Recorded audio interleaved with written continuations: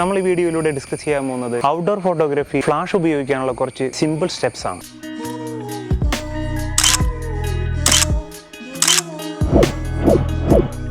Flash ഫോട്ടോഗ്രാഫിയാണോ natural light ഫോട്ടോഗ്രാഫിയാണോ നല്ലതെന്നുള്ള ഒരു ചർച്ച അല്ലെങ്കിൽ ഒരു തർക്കം വർഷങ്ങളായി ലോകമെമ്പാടുമുള്ള ഫോട്ടോഗ്രാഫർമാർക്കിടയിൽ നടന്നുകൊണ്ടിരിക്കുകയാണ്. ഔട്ട്ഡോർ ഫോട്ടോഗ്രാഫിയിൽ ഫ്ലാഷ് ഉപയോഗിക്കുമ്പോൾ അത് നമ്മളെ ഫോട്ടോസിന് പ്രത്യേകമായ ഒരു കോൺട്രാസ്റ്റ് പഞ്ചും തരുമെന്നുള്ള കാര്യം പൊതുവെ അംഗീകരിക്കപ്പെട്ടിട്ടുള്ളതാണ്. നമ്മളെ സഹായിക്കുന്നതിന് ഏഞ്ചൽ ഒരു നോർത്ത് ഇന്ത്യൻ ബ്രൈഡൽ ലുക്കിൽ നമ്മളെ കൂടെയുണ്ട്. ഇവിടെ ഫസ്റ്റ് സ്റ്റെപ്പായിട്ട് നമ്മൾ ചെയ്യാൻ പോകുന്നത് നിലവിലുള്ള ആംബിയന്റ് ലൈറ്റിന് വേണ്ടി നമ്മളെ ക്യാമറയെ എക്സ്പോസ് ചെയ്യുക എന്നുള്ളതാണ്. ഇവിടെ എനിക്ക് ആവശ്യമായിട്ടുള്ള അപ്പേർച്ചർ സെലക്ട് ചെയ്തിട്ടുണ്ട് 2.0 ആണ്.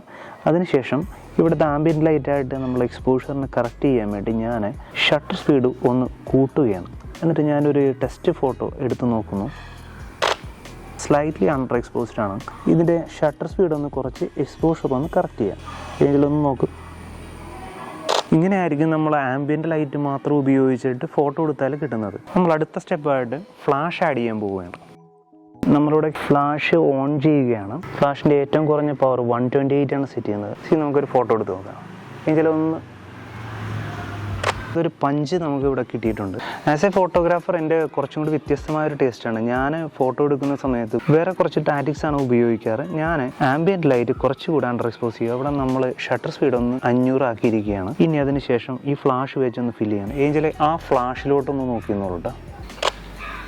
ഇപ്പോൾ നമ്മളുടെ ആംബിയന്റ് ലൈറ്റ് അല്ലെങ്കിൽ ബാക്ക്ഗ്രൗണ്ട് കുറച്ച് അണ്ടർ എക്സ്പോസ്ഡ് ആയ ഒരു ഫീൽ കിട്ടുന്നത് കാണാം. നമ്മൾക്കൂടെ നോക്കുമ്പോൾ മനസ്സിലാവുന്നത് നമ്മൾ കൊടുത്തിരിക്കുന്ന ഫ്ലാഷിൻ്റെ പവർ കുറച്ച് കുറവാണ്. അപ്പോൾ നമ്മൾ ഒരു 2 സ്റ്റോപ്പ് ലൈറ്റ് കൂട്ടി ആ ഫ്ലാഷ് ഒന്നും കൂടി ഫയർ ചെയ്യും. എന്നുവെച്ചാൽ ഗെറ്റ് റെഡി. ഇപ്പോൾ കുറച്ചും കൂടെ ഒരു മോൾഡിങ്ങും അതുപോലെ തന്നെ കോൺട്രാസ്റ്റും നമ്മൾ ഇമേജിന് വന്നതായിട്ട് നമുക്ക് കാണാൻ സാധിക്കും. ഞാൻ ഒരു സ്റ്റോപ്പ് കൂടെ ലൈറ്റ് കൂട്ടുകയാണ്. ഇതിൽ നമുക്ക് ശ്രദ്ധിച്ച് നോക്കിയാൽ കാണാൻ സാധിക്കും നമ്മളുടെ ഫ്ലാഷ് ഇല്ലാതെ എടുത്ത ഇമേജും ഫ്ലാഷ് വെച്ചുള്ള ഇമേജും തമ്മിലുള്ള ആ ഒരു കളറിലെയും കോൺട്രാസ്റ്റിലെയും ഡെപ്തിലേക്ക് വ്യത്യാസം. നിങ്ങളുടെ അഭിപ്രായങ്ങൾ തീർച്ചയായിട്ടും കമൻ്റായിട്ട് രേഖപ്പെടുത്താൻ മറക്കരുത്. അതുപോലെ തന്നെ വീഡിയോ ഇഷ്ടപ്പെട്ടുന്നുണ്ടെങ്കിൽ നിങ്ങൾ ഷെയർ ചെയ്യാനും മറക്കരുത്. നമ്മൾ ക്യാമറ സെറ്റ് ചെയ്ത് അതുപോലെ തന്നെ ആംബിയന്റ് ലൈറ്റിനനുസരിച്ച് നമ്മളെ ഫ്ലാഷും സെറ്റ് ചെയ്ത് ഇനി നമുക്ക് കുറച്ച് വ്യത്യസ്തമായ ഫോട്ടോസ് എടുത്ത് നോക്കാം.